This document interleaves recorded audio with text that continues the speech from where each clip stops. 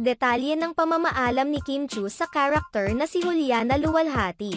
Trending at naging usap-usapan sa iba't ibang social media platforms ang pagtatapos ng hit Prime Video series na Linlang na pinagbibidahan ni Kim Chu. Nagbigay ng samut-saring emosyon sa mga manonood at taga-subaybay ang nasabing serye, lalo na ang papel na ginampanan ni Kim Chu bilang si Juliana Luwalhati. Marami ang nagalit, nainis, nayamot, at napamura sa karakter na ito ni Kim Chu, subalit sa huli ay minamahal na rin ng marami.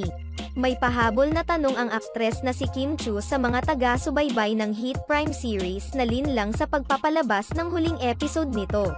Kamusta naman ang finale? Ganda nung smile ni Juliana O. Pero bawal umutang ah. Samantala, ipinahayag naman ni Kim Chu sa isang social media post ang kanyang pasasalamat sa mga nakasama niya sa trabaho.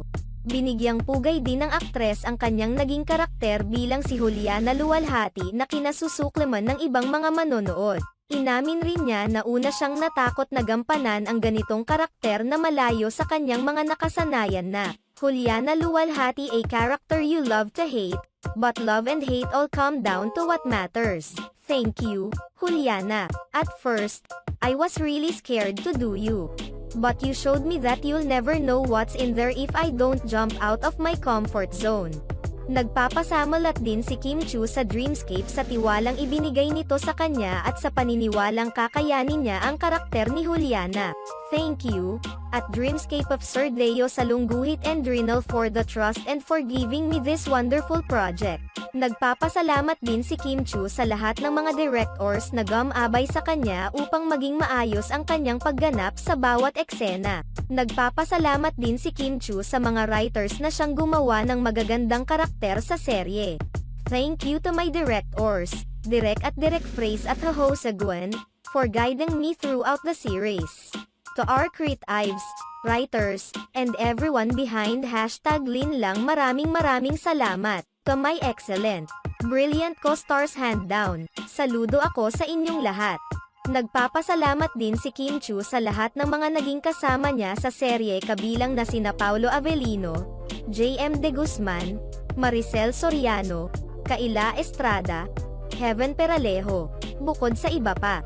Thank you for challenging me and for bringing out the best in me. Pagka-eksena ko kayo kinakabahan ako, lagi kailangan kumip up.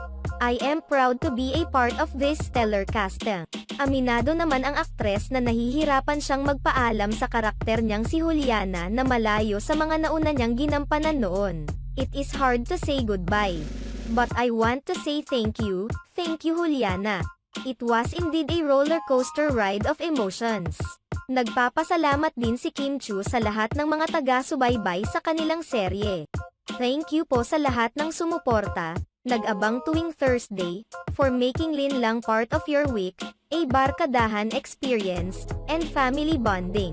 I love all your comments on social media, memes, and many more. No words can explain how thankful I am to each and everyone.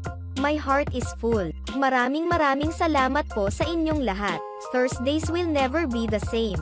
Hindi rin kinalimutan ni Kim Chu na pasalamatan ang Prime Video PH na siyang naging dahilan upang mapanood sa buong mundo ang kanyang serye.